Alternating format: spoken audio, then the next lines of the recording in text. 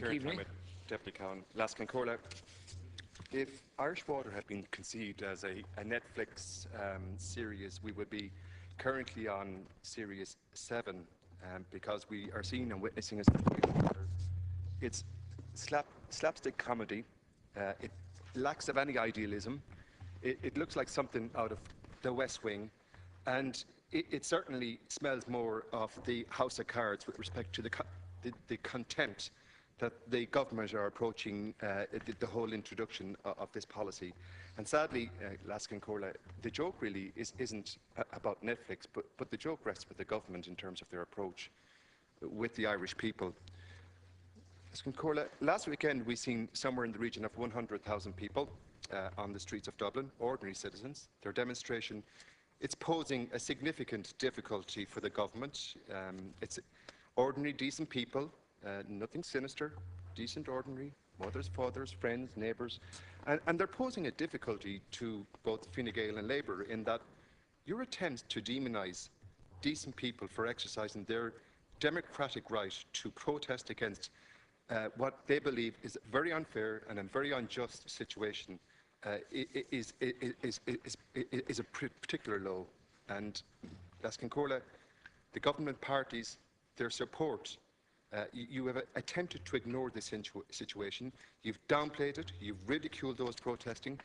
You have obviously tried to cover and camouflage your own nerves on the situation. But Fine Gael and Labour, you know well over there that Irish Water is dead. And the game is up. And you know that Irish Water has failed as a policy. And you simply haven't got the courage or the humility to accept and admit that that is the situation. And instead, Laskin Corla, what we are seeing is a situation where they intend to drag on to a bitter conclusion using tricks, using the media, and none of these tactics to date, I have to say, have worked. Indeed, all of them seem to have had rebounded back on the government with respect to the damaged relationship, the social cohesion of decent people in this country, between citizens, between the state, and those who serve to increase the level of public cynicism that has arisen as a consequence of the election of this government and the introduction of this policy. The first issue I'd like to raise, Laskin Corla, is the numbers game. And we've been told that 1.2 million households have returned their forms to Irish Water. I believe that that's the Minister's figures as of this evening.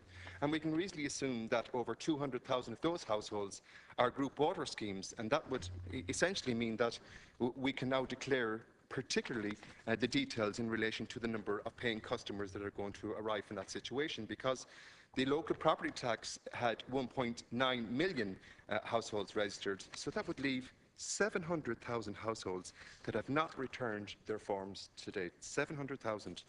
And these are people who have taken great issue with the government, they haven't registered, and they're not going to pay. And they will increase by significant numbers. I can guarantee that as a consequence of your latest tactic of threatening to bring decent, ordinary people to a specialist court to screw them to the very end of the wall, people who are hanging on by the thread.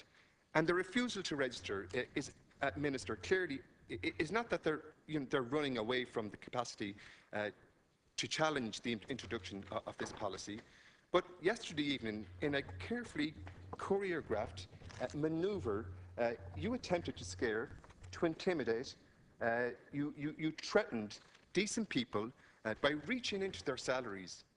You attempted to reach into their salaries, their pensions, their social welfare. You were going to pickpocket these people. And I find that absolutely appalling. It looks like there is absolutely no utility that has been treated in this country the way that Irish Water has been treated. And in fact, you may as well at this point make sure that Minister Kelly grants the same privileges to the ESB, to the Bord Gáis, and why not Vodafone or Eircom. This is a government that couldn't actually come up with a provision in legislation to reach back in time to put their hands in the pocket of retired pensions from politicians. But you're going to go into the pensions of retired citizens who were out on the streets this weekend, and I find it utterly farcical. I find it dangerous. I find it dangerous because, you have no idea of the ultimate intention of what you're doing here is going to result in a privatisation of Irish Water. It's clear. Not because you don't intend to do it this side of a general election. But at some point, Minister, if you were re-elected, I'm sure you'll discover some crisis somewhere to justify the sale of Irish water. And, you know, your attempt to intimidate the population, a government trying to resort on the soft propaganda, your €650,000 campaign that's currently being spent on billboard advertising. Minister, that's taxpayers' money. You're still pulverising disability services in the west of Ireland. And Irish Water was set up by you, set up by Fine Gael, set up by Labour. And, you know, this is two political parties, one saying one thing in 2011 on the doorstep and one saying the other. Why don't you go to the country again? You now are joined at the hip on the policy. Go to the country on this particular policy. Go to the Irish people, call a general election, and put your political party money into the billboards on selling Irish water, and not taxpayers' money, hard-earned taxpayers' money that's been sucked out of public services to sustain this farcical policy. And finally, Laskin Corla, what we are seeing is a situation where Fine Gael, as far back as 2009, had been planning the introduction of the privatisation of Irish water. And in fairness, you were up front from the outset. That was your intention. The Labour Party, on the other hand, you know, they made public play about being opposed to water charges. That was their message on the doorstep. But behind the scenes, you know, when they were publishing the Every Little Bit Hurts advertisement, they were indeed doing something different in the background. Because we know now that in 2010 a memo was doing the rounds about water charges. It was circulated to the upper echelons of the Labour Party, including the leader and including the deputy leader, and now leader, and the advisors. The memo laid out clearly what the detail was to set in place the process of privatising water in this country. And both Fine Gael and Labour, you had plans from the outset to introduce a memorandum of understanding around accelerating the privatisation, the removal of services from local authorities straight into an Irish water entity. And Fine Gael, you know, you were honest. The Labour leadership, it never intended to, you know, maintain a promise. And it doesn't come as a surprise, because Deputy Gilmore, who was caught in a different type of leak, that's the WikiLeaks revealed duplicitous engagement with the American ambassador in the American embassy on the Lisbon Treaty.